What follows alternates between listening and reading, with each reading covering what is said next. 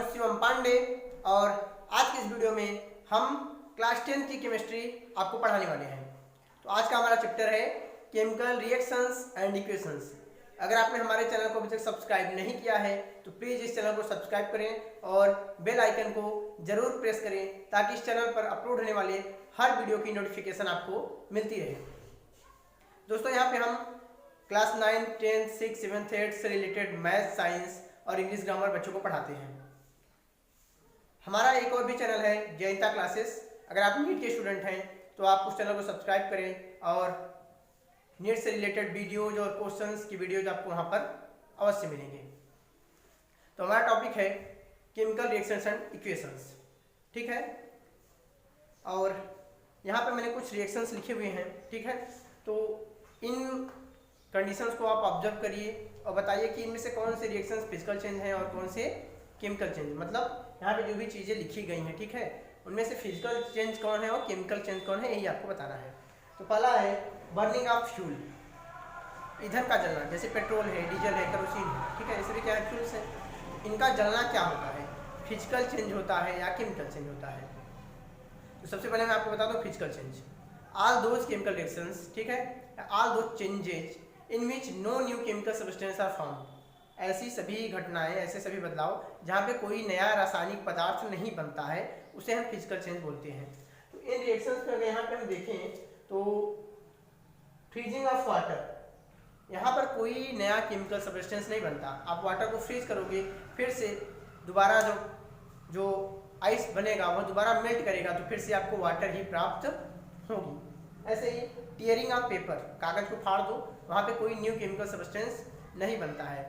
ऐसे केसेस जहाँ पर कोई नया केमिकल सब्सटेंस नहीं बनता है उसे हम फिजिकल चेंज कहते हैं। तो मतलब ये क्या है, फिजिकल चेंज है।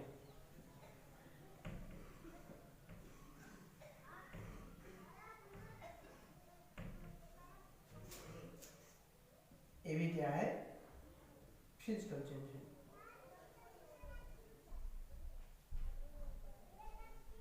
तो आपको पता चल गया कि ऐसे चेंजेज जहाँ पर कोई नया केमिकल सब्सटेंस नहीं बनता है वह फिजिकल चेंज होता है। फिर केमिकल चेंज क्या होता है, तो ऐसे चेंजेज जहाँ पर जो ओरिजिनल सब्सटेंस होता है, original substance loses its identity and nature, जो वास्तविक पदार्थ होता है वो अपने पहचान को, अपनी प्रकृति को खो देता है, एक नया केमिकल सब्सटेंस बनता है नई प्रॉपर्टीज के साथ, नए गुणों के साथ, नए रासायनिक पदार्थ का निर्माण हो जाए, उसे हम क्या बोलेंगे, केमिकल चेंज बोलेंगे। मतलब जो फ्यूल है, बर्निंग ऑफ फ्यूल क्या है, केमिकल चेंज है, क्योंकि जब फ्यूल बर्न करता है तो कार्बन डाइऑक्साइड गैस निकलती है और हीट या एनर्जी निकलती है।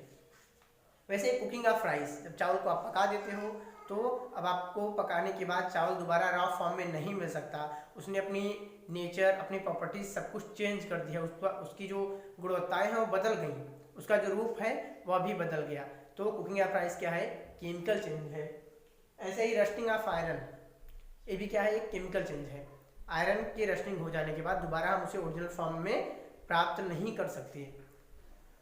डाइजेशन ऑफ फूड, भोजन का जो पाचन होता है वह भी एक केमिकल चेंज होता है, क्योंकि डाइजेशन के बाद वहाँ पर ग्लूकोज और कार्बोहाइड्रेट बन जाते हैं, आपको ओरिजिनल फूड नहीं मिलता है, आपने जो भी खाया होगा। फिर आखिर में है कर्डलिंग ऑफ मिल्क, दूध से दही का बनना, ये भी क्या है, एक केमिकल चेंज है, क्योंकि यहाँ पर भी जो पदार्थ है वो अपनी वास्तविक पहचान, वास्तविक प्रकृति खो देता है, नए केमिकल सब्सटेंस का निर्माण होता है नए गुणों के साथ।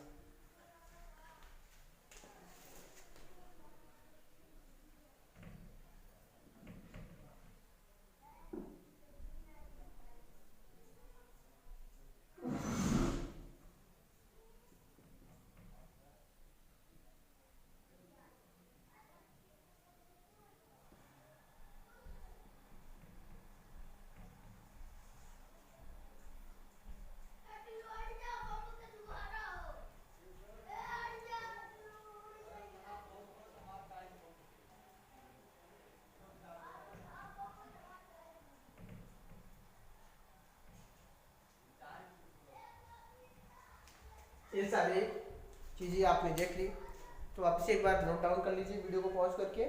मैं आपको फिजिकल चेंज और केमिकल चेंज की डिफिनेशन लिखा देता हूँ।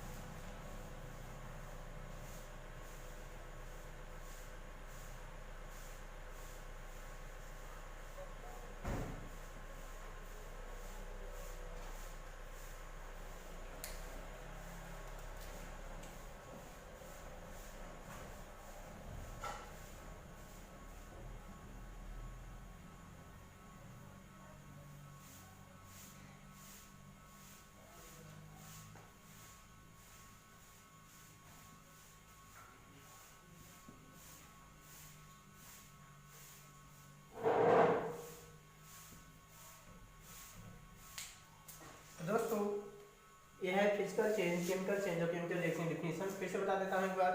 फिजिकल चेंज ऐसे परिवर्तन जिसमें कोई भी नया रासायनिक पदार्थ नहीं बनता है, कोई new chemical, no new chemical substance of form, ठीक है, उसे हम फिजिकल चेंज बोलते हैं। अब आता है chemical change, that change in which the original substance loss their identity and nature and new chemical substance are found with different properties. ऐसे बदलाव जिनमें जो वास्तविक पदार्थ होता है वो अपनी प्रकृति, अपनी पहचान को खो देता है, नए रासायनिक पदार्थ बनते हैं नए गुणों के साथ, नए लक्षणों के साथ, उस परिवर्तन को हम केमिकल चेंज या रासायनिक बदलाव कहते हैं। अब आता है केमिकल रिएक्शंस, रासायनिक अभिक्रियाएं, ठीक है। तो यही आपका मेन चैप्टर है, फिजिकल चेंज और केमिकल चेंज आपको बताया गया ताकि आप रासायनिक अभिक्रियाओं के बारे में जान सकें। तो ऐसी अभिक्रियाएं, ऐसे रिएक्शंस जिनमें केमिकल चेंज होता हो, ठीक है, ऐसे रिएक्शंस जिनमें केमिकल चेंज होता हो उसे हम केमिकल रिएक्शंस कहते हैं। Reactions involving a chemical change are called chemical reactions. Okay, तो एक मैं आपको रिएक्शन बताता हूँ।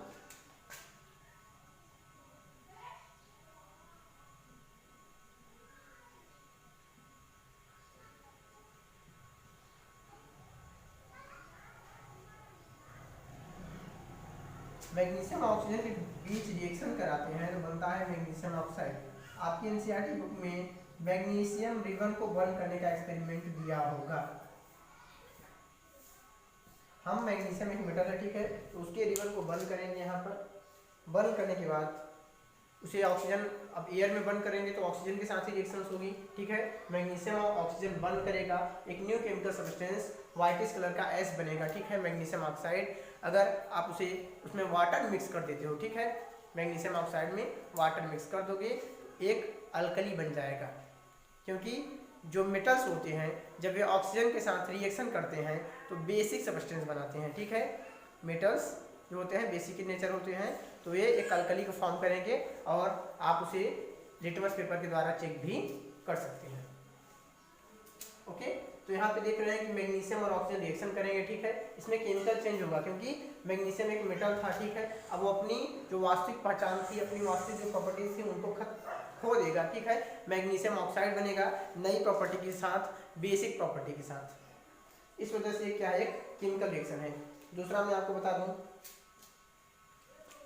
हम जिंक का रिएक्शन कराएंगे सल्फ्यूरिक एसिड के साथ।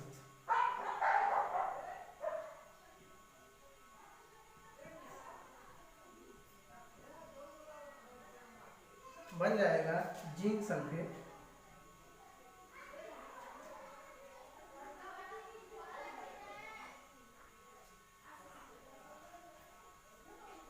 ओके, और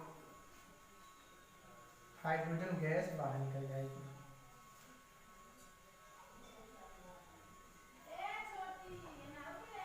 अब पॉइंट आता है रिएक्टेंट्स एंड प्रोडक्ट्स, ठीक है। ऐसे सब्सटेंस जो ओरिजिनल फॉर्म में होते हैं, जो केमिकल रिएक्शन में पार्ट लेते हैं, जो केमिकल रिएक्शन रासायनिक अभिक्रिया में भाग लेते हैं, ठीक है, वास्तविक पदार्थ जो रासायनिक अभिक्रिया में भाग लेते हैं उन्हें हम रिएक्टेंट बोलते हैं, ठीक है, या original substance which take part in the chemical reaction. तो यहाँ पर अगर हम देखें तो मैग्नीशियम और ऑक्सीजन क्या है, रिएक्टेंट्स हैं।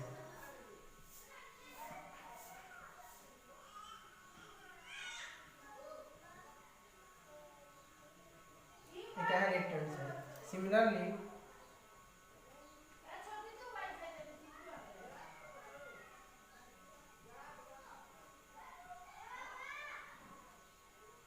जिंक और सल्फ्यूरिक एसिड क्या है, रिएक्टेंट्स है। ये ओरिजिनल सब्सटेंस है जो केमिकल रिएक्शन में क्या ले रहे हैं, हिस्सा ले रहे हैं। And new chemical substance which are formed during the reaction are called product. अब क्रिया के दौरान जो नए पदार्थ बनते हैं उन्हें हम प्रोडक्ट बोलते हैं। तो मैग्नीशियम ऑक्साइड ये क्या है, प्रोडक्ट है।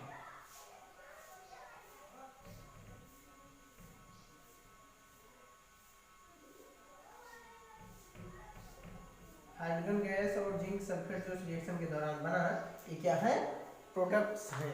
आई थिंक अब आपको क्लियर हो गया होगा कि रिएक्टेंट क्या होती है, प्रोडक्ट क्या होती है।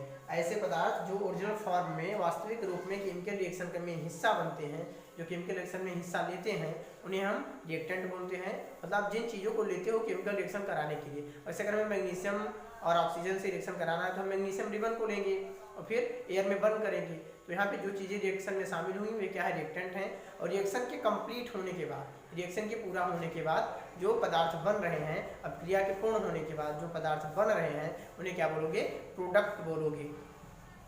ओके, फिर आगे बढ़ते हैं। अब आगे पॉइंट आता है कैरेक्टरिस्टिक्स ऑफ केमिकल रिएक्शन। एक रासायनिक अभिक्रिया के क्या क्या लक्षण हो सकते हैं, चलिए हम इसे देखते हैं।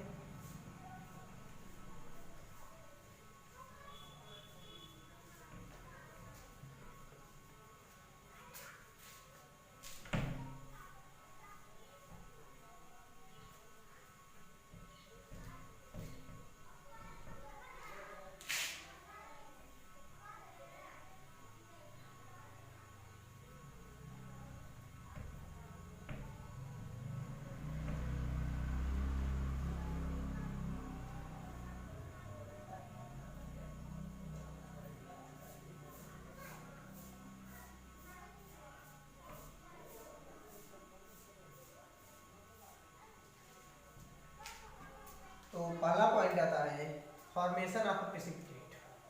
अगर हम एक केमिकल रिएक्शन के लक्षणों की बात करते हैं तो पहला कैरेक्टर है कि रासायनिक अभिक्रिया के दौरान प्रेसिपिटेट का निर्माण होता है।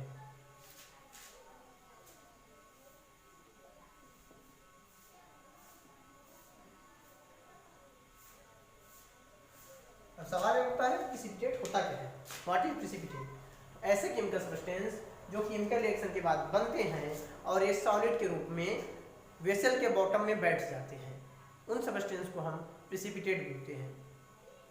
ऐसे पदार्थ जो रासायनिक अभिक्रिया के दौरान बनते हैं और एक ये सॉलिड के फॉर्म में चेंज हो जाते हैं और जिस बर्तन में रिएक्शन हो रहा होता है, जिस वेसल में रिएक्शन हो रहा होता है, उसी के बॉटम में, उसी के सतह पे नीचे बैठ जाते हैं, उन पदार्थों को हम प्रेसिपिटेट बोलते हैं। जैसे कि हम लीड नाइट्रेट और पोटेशियम आयोडाइड का रिएक्शन कराते हैं।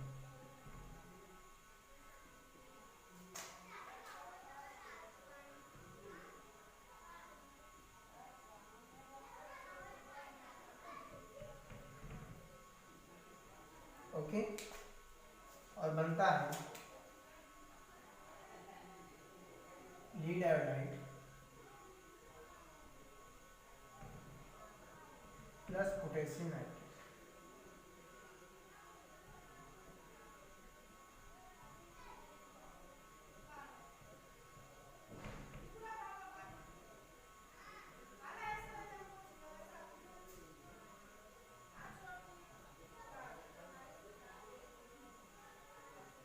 अब यहाँ पे जो लीड आयोडाइड होता है ये येलो कलर का प्रेसिपिटेट होता है।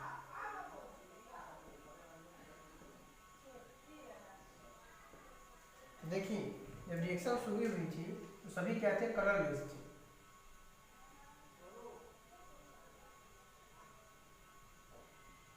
कलरलेस सॉल्यूशंस लिए गए, रंगीन, ठीक है, इनका कोई रंग नहीं था, सब कलरलेस सॉल्यूशन थे। जैसे कि हमारा वाटर होता है कलरलेस।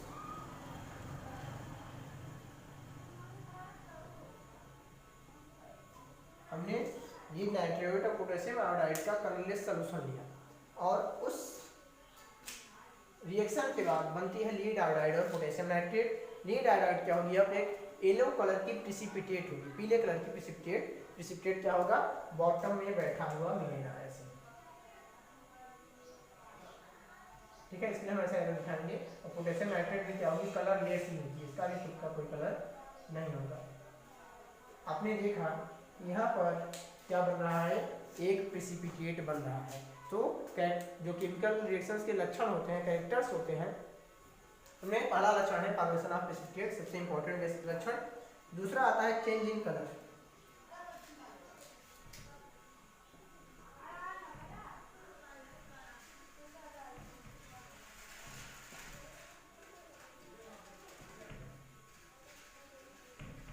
चेंज इन कलर को हम बता सकते हैं, इसी रिएक्शन में आप देख सकते हैं कि हमने रिएक्शन के जब रिएक्टेंट्स लिए, स्टार्टिंग में रिएक्टेंट्स लिए, वे क्या थे, कलरलेस थे। लेकिन रिएक्शन के होने के बाद जो दो नए सब्सटेंस बनते हैं उनमें से एक येलो कलर का होता है और दूसरा क्या होता है, कलरलेस होता है। तो रिएक्शन के दौरान आपको कलर में भी बदलाव देखने को मिलता है। इसका दूसरा एग्जाम्पल हम दे सकते हैं rusting of iron. Iron real में जो होता है ग्रेइश ब्लैक होता है, ठीक है, जब ओरिजिनल आयरन होता है, जब उसमें रस्टिंग नहीं हुई होती है। लेकिन रस्टिंग के बाद जो आयरन होता है वह ब्राउन कलर का हो जाता है।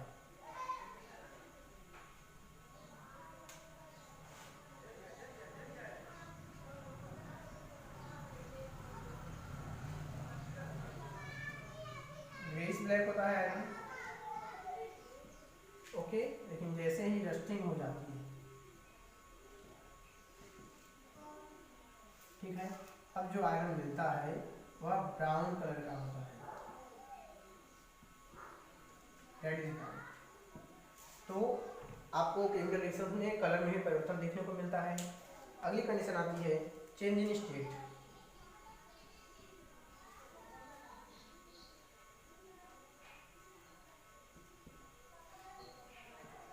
रिएक्शन के दौरान स्टेट भी बदल जाती है, अवस्था बदलती है। जो रासायनिक पदार्थ होते हैं वे किस अवस्था में है ये भी मैटर करता है, और रिएक्शन के बाद उनकी अवस्था कैसी है।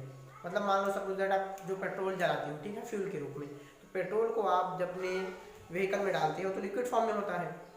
लेकिन जब वहाँ पे जाता है, उसका बर्निंग होता है, ठीक है, फ्यूल बर्न करता है, तो केमिकल रिएक्शन होती है, तो उसके बाद क्या होता है, कार्बन डाइऑक्साइड गैस निकलती है प्लस हीट एनर्जी निकलती है। तो यहाँ पर अवस्था बदल रही है ना। फ्यूल जो आपने लिया,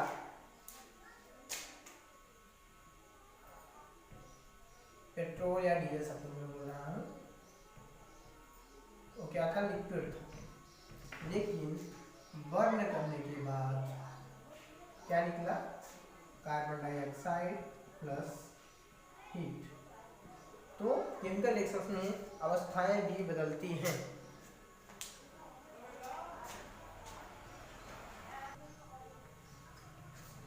अब इन सब के बाद कंडीशन आती है evolution of a gas.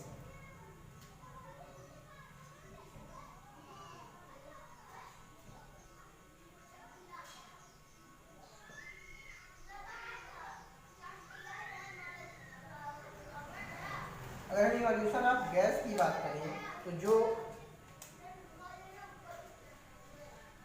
Zinc और सल्फ्यूरिक एसिड का रिएक्शन होता है, जिंक प्लस सल्फ्यूरिक एसिड का रिएक्शन हम कराते हैं,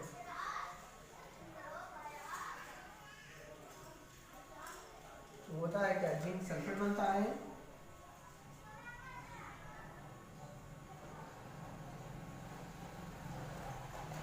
और हाइड्रोजन गैस बाहर निकलती है। तो केमिकल रिएक्शन के दौरान गैस भी निकलती है, गैस इवोल्व करती है। इवोल्यूशन ऑफ गैस भी केमिकल रिएक्शन में होता है। अब ये सभी के बाद अगला जो पॉइंट आता है वो होता है change in temperature. Chemical reaction के दौरान जो तापमान होती है वह भी बदलती है। इवोल्यूशन ऑफ गैस, गैस निकलती है, तो रासायनिक प्रक्रिया होती है, तो उसके बाद अगला पॉइंट आता है change in temperature. Chemical reaction के दौरान तापमान में भी परिवर्तन होता है। चलिए मैं आपको बताता हूँ किस तरीके से होता है, एग्जाम्पल्स आपको कुछ बताते हैं, फिर हम आगे बढ़ते हैं। आई थिंक आपको बातें समझ में आ रही होंगी।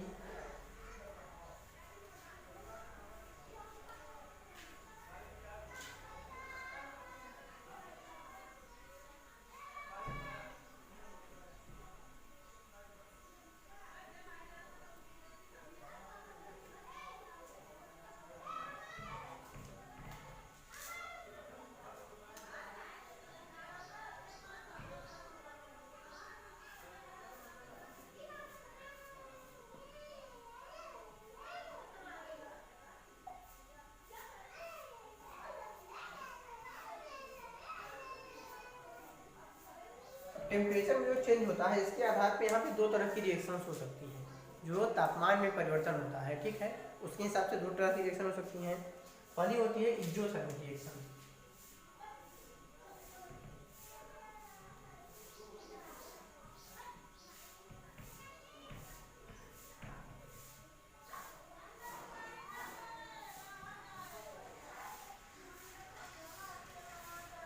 एक्सोथर्मिक रिएक्शंस ऐसे रिएक्शंस को कहते हैं हम जिन रिएक्शन में हीट निकलती है, जिनमें ताप जो होता है वह बढ़ता है, जिनमें तापमान बढ़ जाए, ठीक है, वेसल का तापमान बढ़ जाए, जिस रिएक्शन में हीट और एनर्जी निकले, बाहर निकले, उसे हम क्या बोलेंगे, एक्सोथर्मिक रिएक्शन।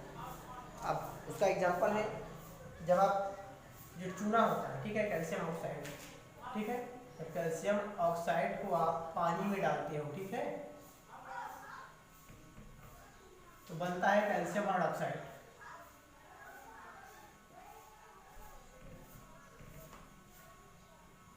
ये था कैल्शियम ऑक्साइड,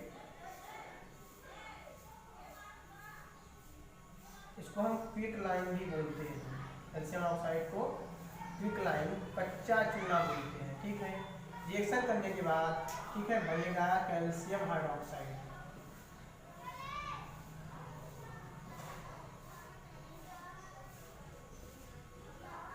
इसे हम स्लैग लाइम बोलते हैं, बुझा हुआ।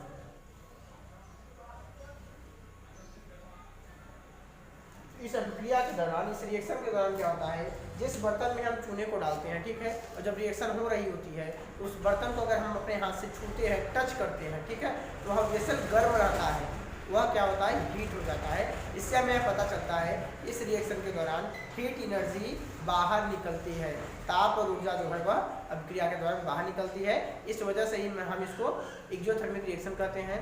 मैं थोड़ा थोड़ा हिंदी में भी बता रहा हूँ चीज़ों को, इसलिए बता रहा हूँ कुछ बच्चे होंगे जो कि थोड़े यूपी बोर्ड से रिलेटेड होंगे, उनको भी यह लेक्चर देखने में बातें समझ में आ जाए, या जो भले इंग्लिश मीडियम में पढ़ रहे हैं, उन्हें इंग्लिश कम आती है, थोड़े वीक है पढ़ाई में, उन्हें भी बातें समझ में आए कि एक्सोथर्मिक रिएक्शंस उन रिएक्शंस को कहते हैं जहाँ पर हीट और एनर्जी बाहर निकले या ताप और ऊर्जा जो है बाहर निकले। जिस बर्तन में रिएक्शन कराया जाए, ठीक है, जिस पात्र में कराया जाए, उसका तापमान बढ़ जाए, टेम्परेचर बढ़ जाए, तो हम रिएक्शन को एक्सोथर्मिक रिएक्शन बोलते हैं। इसका अगला एग्जांपल है, जब हम जिंक सल्फेट और जिंक और सल्फ्यूरिक एसिड का रिएक्शन कराते हैं, ठीक है, जिंक और सल्फ्यूरिक एसिड का रिएक्शन कराते हैं, जो मैंने भी पहले बताया आपको इवोल्यूशन ऑफ गैस में। तो वहाँ पे भी क्या होता है, जब जिंक और सल्फ्यूरिक एसिड के बीच में रिएक्शन होने लगता है, तो वहाँ पे भी जो बर्तन होता है, जो वेसल होता है जिसमें हम रिएक्शन करा रहे होते हैं, वह गर्म हो जाता है। तो हमें पता चलता है कि यह क्या है, एक्सोथर्मिक रिएक्शन है। अब अगला नंबर आता है एंडोथर्मिक रिएक्शन का, ठीक।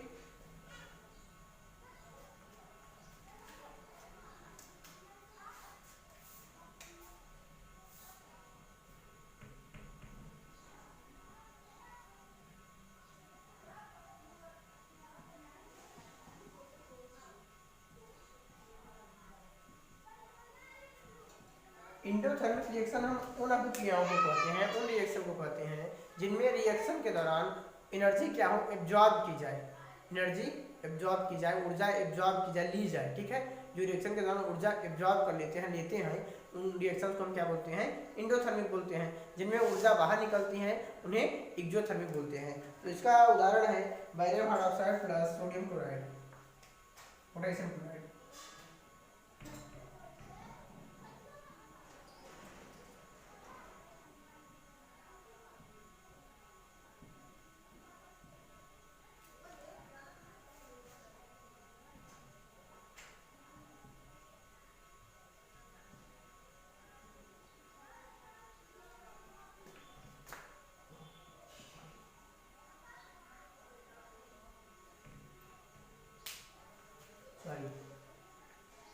यहाँ पे हम अमोनियम क्लोराइड को बोलते हैं।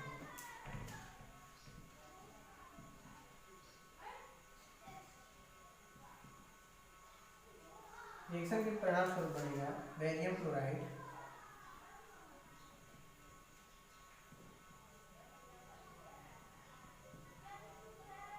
और अमोनियम हाइड्रोक्साइड।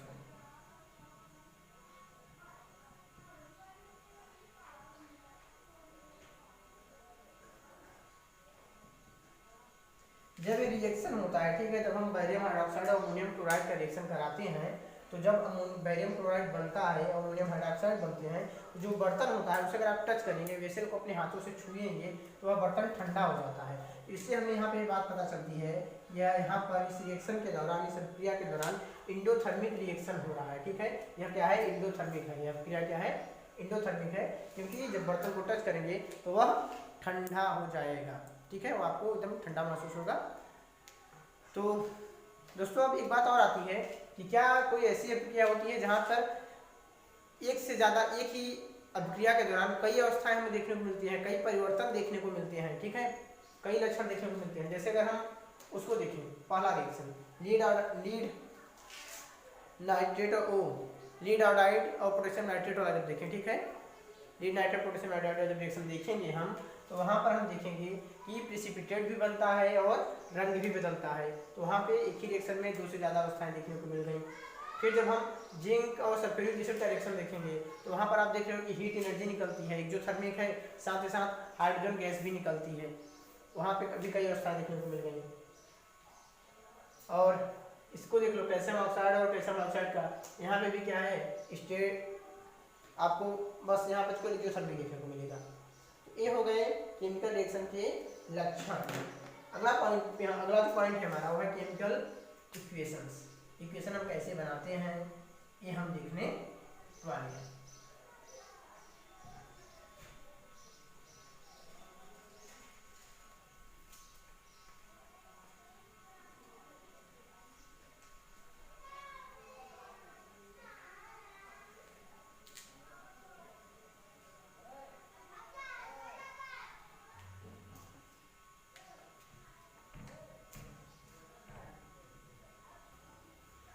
दोस्तों केमिकल इक्वेशन को हम दो तरह से लिख सकते हैं। पहला होता है हम शब्दों में लिखेंगे, ठीक है, फर्स्ट इनवर्स, इसको वर्ड इक्वेशन भी बोलते हैं। अभी तक मैं आपको जो लिख के दिखा रहा था वो सभी क्या थे, वर्ड इक्वेशन ही थे। जैसे कि हम लिखते हैं कार्बन प्लस ऑक्सीजन, इनकी इलेक्ट्रॉन्स को मैं वर्ड्स में लिख रहा हूँ, तो बन जाएगा कार्बन डाइऑक्साइड।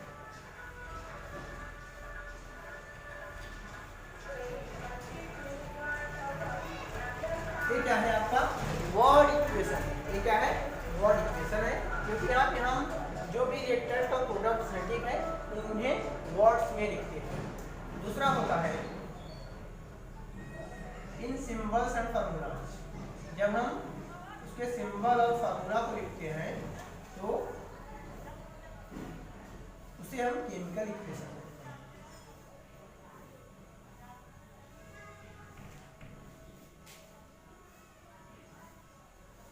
ये सबसे अच्छा तरीका होता है, शॉर्टेस्ट मेथड होता है केमिकल इक्वेशन को रिप्रेजेंट करने का, सिंबल और फार्मूला। या ये कह सकते हैं कि बेस्ट मेथड होता है। जैसे कि यहाँ हम लिखेंगे कार्बन प्लस ऑक्सीजन, बनेगा CO2। जब हम एक केमिकल रिएक्शन को उसके सिंबल और फार्मूला से रिप्रेजेंट करते हैं, हम जो भी रिएक्टेंट होते हैं, जो भी एलिमेंट्स होते हैं, उन्हें उनके सिंबल और फार्मूलाज को लिखते हैं, उसे हम केमिकल इक्वेशन कहते हैं। अब सवाल ये आता है कि केमिकल रिएक्शन कितने प्रकार के होते हैं। तो केमिकल जो इक्वेशंस हैं वे दो प्रकार की होती हैं, बैलेंस्ड केमिकल इक्वेशन और अनबैलेंस्ड केमिकल इक्वेशन। बैलेंस की बात कर ली जाए,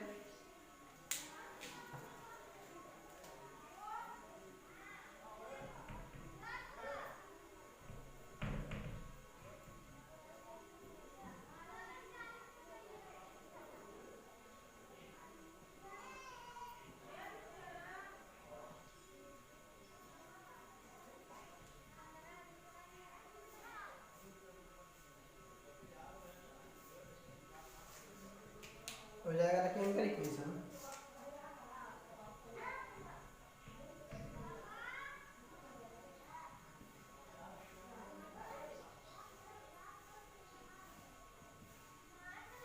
in which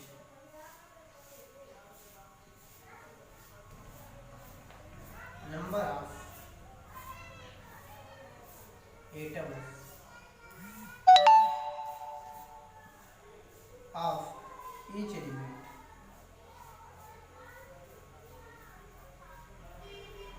on both sides of equation are equal.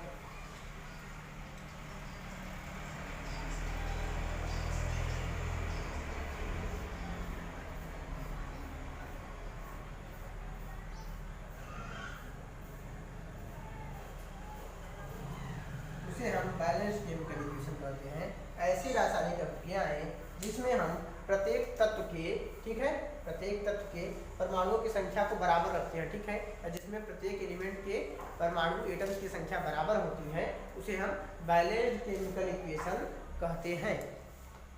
जैसे ऊपर तो मैंने इक्वेशन लिखा है कार्बन प्लस ऑक्सीजन, ठीक है, ठीक है, क्या बन गया CO2। यहाँ पे देखिए इधर भी एक ही कार्बन है, यहाँ भी एक ही कार्बन है, यहाँ पर 2 ही ऑक्सीजन एटम है, यहाँ भी 2 ही ऑक्सीजन एटम्स हैं। तो ये क्या है, एक बैलेंस्ड केमिकल इक्वेशन है। दूसरा आता है अनबैलेंस्ड।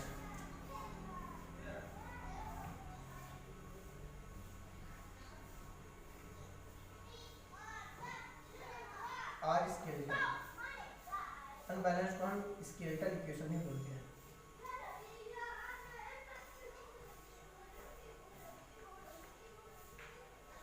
अनबैलेंस्ड और स्केलेटल इक्वेशन में क्या होता है, इक्वेशन के दोनों तरफ, ठीक है, दोनों तरफ क्या होगा, प्रत्येक एटम की संख्या बराबर नहीं होगी, उसे हम क्या बोलेंगे, अनबैलेंस्ड केमिकल इक्वेशन बोलेंगे। अगली बात आती है जब भी आपको केमिकल रिएक्शन को रिप्रेजेंट करना है, तो जैसे कि हमने यहाँ पे लिखा है, तो हमें बैलेंसिंग के दौरान इनको ब्रैकेट में बंद करना पड़ेगा। ओके, 21 स्टेट में है, सॉलिड है कि लिक्विड है कि गैस है, उस चीज़ को बतानी पड़ेगी। अगर यहाँ पे हीट वगैरह निकलती है, ठीक है, अगर हमें बंद करते हैं, हीट निकलती है, तो हमें आपको ऐसे प्लस हीट करके दिखाना पड़ेगा, इनके बीच में प्लस का साइन लगाना पड़ेगा, रिएक्टेंट के बीच में प्रोडक्ट की ओर आपको एरो बनाना पड़ेगा। ये सभी कंपल्सरी रूल्स हैं जो कि आपको केमिकल इक्वेशंस में ध्यान रखने होंगे। अगर आप डाइल्यूट एसिड लेते हो, ठीक है, एसिड से बीच रिएक्शन करा रहे हो, तो वहाँ पे डाइल्यूट शब्द ब्रैकेट में लिखना पड़ेगा। कंसनट्रेटेड लेते हो तो कंसनट्रेटेड शब्द लिखना पड़ेगा। अगर रिएक्शन सनलाइट के प्रेजेंस में होती है, ठीक है, सनलाइट के प्रेजेंस में होती है, तो एरो के ऊपर फोटो, ठीक है, फोटो या सनलाइट लिखना पड़ेगा, तभी हम समझ पाएंगे कि वहाँ पे रिएक्शन किस ढंग से हो रही है। अब अगला सवाल खड़ा होता है कि अगर कोई केमिकल इक्वेशन अनबैलेंस है तो उसे बैलेंस कैसे किया जाए। अनबैलेंस केमिकल इक्वेशंस को आप बैलेंस कैसे करोगे, समान कैसे करोगे। तो चलिए हम आपको बताते हैं किस तरीके से इस केमिकल इक्वेशन को हम बैलेंस करते हैं।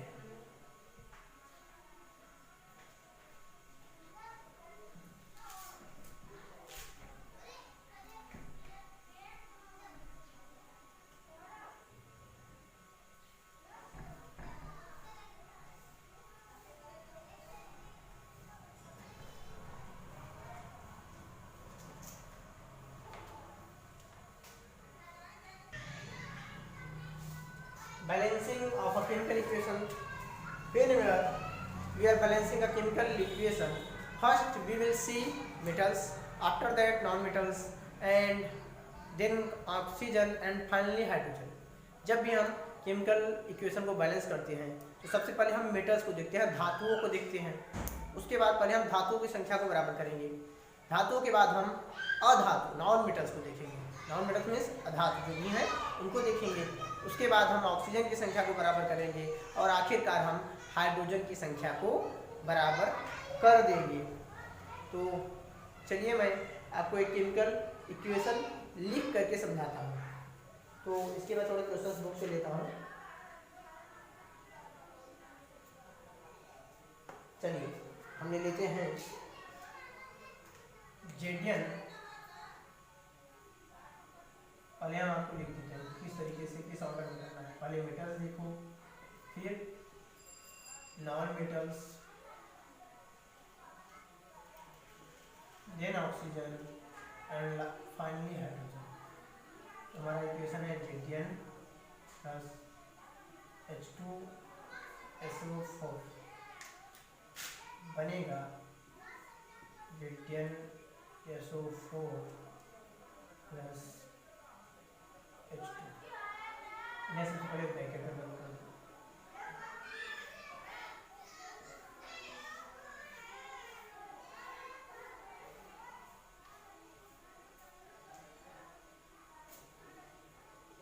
जेडियन क्या है, सॉलिड है, इसके नीचे ऐसे लिखो।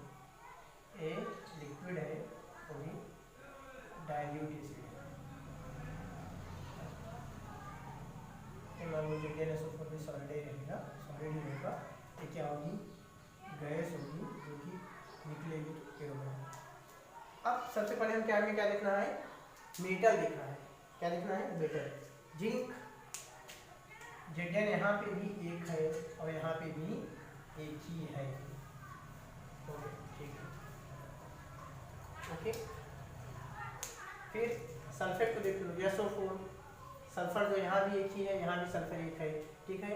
यहाँ पर हाइड्रोजन 2 है, वहाँ भी हाइड्रोजन 2 है, यहाँ पे ऑक्सीजन 4 है, वहाँ पे ऑक्सीजन 4 है। ये ऑलरेडी बैलेंस था, ठीक है, मैंने आपको समझाया। चलिए अनबैलेंस देखते हैं, ठीक है।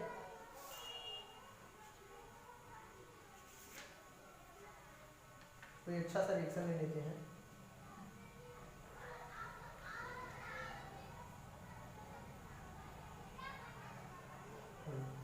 एक सेकंड, Fe प्लस H2O बन रहा है Fe3O4 प्लस H2।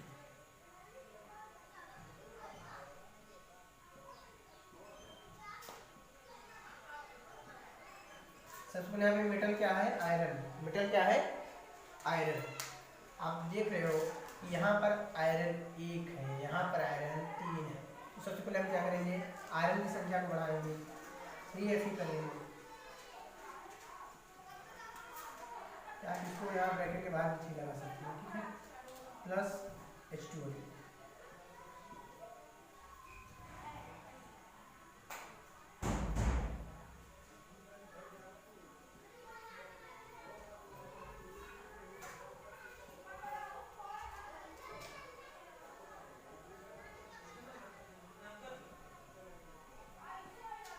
अब देखो आयरन बैलेंस हो गई। अब हम देखेंगे ऑक्सीजन। क्या देखेंगे, ऑक्सीजन। यहाँ पर आप ऑक्सीजन देख रहे हो कि 4 है, यहाँ पर ऑक्सीजन की संख्या 4 है प्रोडक्ट में, और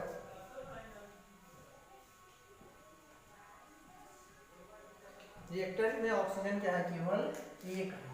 तो इसके लिए हम क्या करेंगे, इसके सामने 4 बढ़ा देंगे, इसके सामने। अब ये जान लो, कभी भी आपको बढ़ाना है, आप अब H2O लिखा है ना, तो बीच फार्मूले के अंदर कभी भी आप जाके ऑक्सीजन की संख्या को बढ़ाने की कोशिश मत करना। कंप्लीट हम यहाँ तो भाई हमने वाटर के एक मॉलिक्यूल को लिया था, उस वाटर के मॉलिक्यूल से ही ऑक्सीजन बाहर निकला था। तो हम वाटर के मॉलिक्यूल की संख्या बढ़ाएंगे, जैसे हमने आयरन के एटम्स की संख्या बढ़ाई, तो वाटर के मॉलिक्यूल्स की संख्या बढ़ाओगे, ठीक है। अब ऑक्सीजन देख लो कि यहाँ भी 4 हो गया, ऑक्सीजन यहाँ भी 4 हो गया। मैं इसको थोड़ा ब्लू की जगह ब्लैक से करता हूँ ताकि थोड़ा क्लियरेंस ज़्यादा आपको बेटर हो। यहाँ पे हमने 4 बढ़ाया केवल ऑक्सीजन के लिए। अब ऑक्सीजन भी बैलेंस हो गया, लेकिन अब एक समस्या और आ गई। अब यहाँ पे हाइड्रोजन की संख्या बढ़ गई, हाइड्रोजन एटम की संख्या 4 2 जा 8 हो गई। यहाँ पर क्या था, केवल H2 था, 2 ही हाइड्रोजन एटम था। तो हम यहाँ भी क्या करेंगे, 4 बढ़ा देंगे। यह रिएक्शन अब बैलेंस हो गई, इक्वेशन बैलेंस हो गई। अब देखिए, आप देखिए यहाँ पे सबसे पहले मेटल किया, नॉन मेटल था नहीं, तो नॉन मेटल की बात खत्म। उसके बाद ऑक्सीजन को बैलेंस किया, और फाइनली हमने हाइड्रोजन को बैलेंस कर दिया। एक आध 2 इक्वेशन और बताते हैं हम आपको।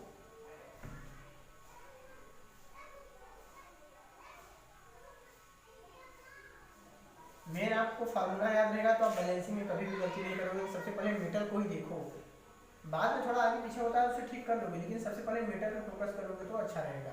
मेटल करो, फिर नॉन मेटल करो, फिर ऑक्सीजन करो, एंड लास्ट में हाइड्रोजन कर दो, चीज़ें हमेशा सही होगी।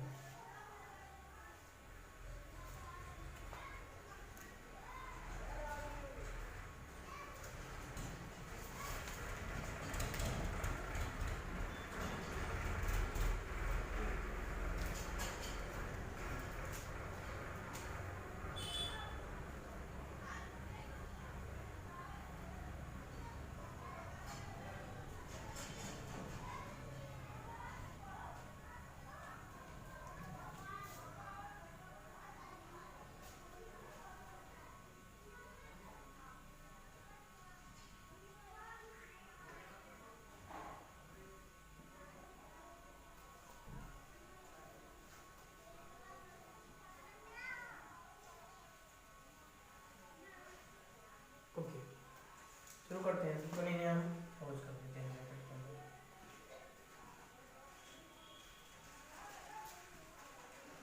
अब देखिए मैग्नीशियम यहाँ पे कितना है, मेटल क्या है, यही मेटल है, यही मेटल है, मैग्नीशियम ही मेटल है।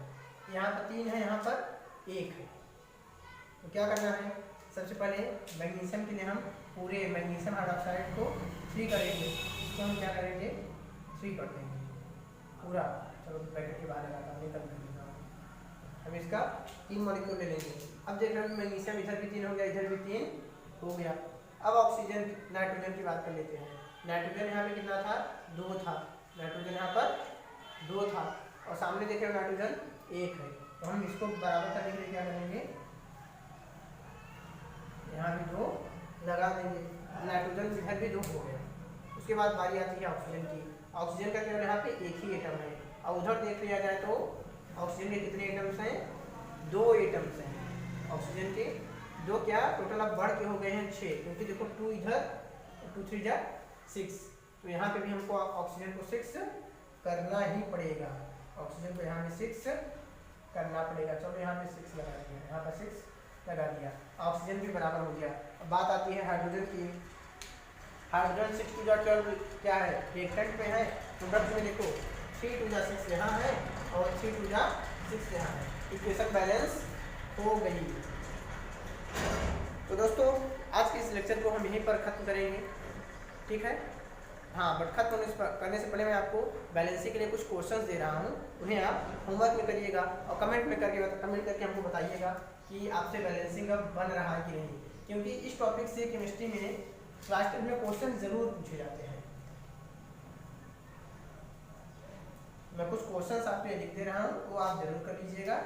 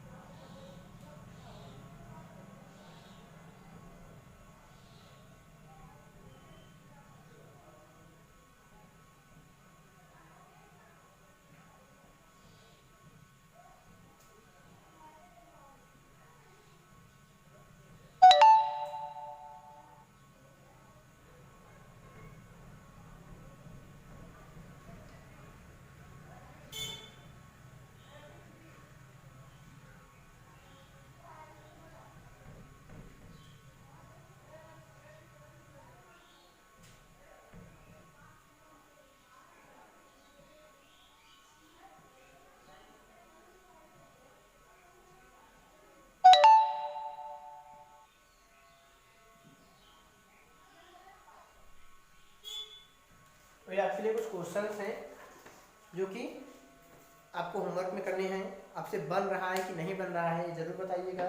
ध्यान रखिएगा, अगर किसी इक्वेशन में मेटल्स ना दिया हो तो आप नॉन मेटल से स्टार्ट करो, पहले नॉन मेटल को बैलेंस करो, फिर ऑक्सीजन को एंड देन हाइड्रोजन को। Thanks for watching. फिर मिलते हैं अगली वीडियो में, तब तक के लिए आपको मेरी तरफ से ढेर सारी शुभकामनाएं। आप मन लगा के मेहनत करिए, आपको बोर्ड एग्जाम में सफलता जरूर मिलेगी। Thanks for watching, good bye.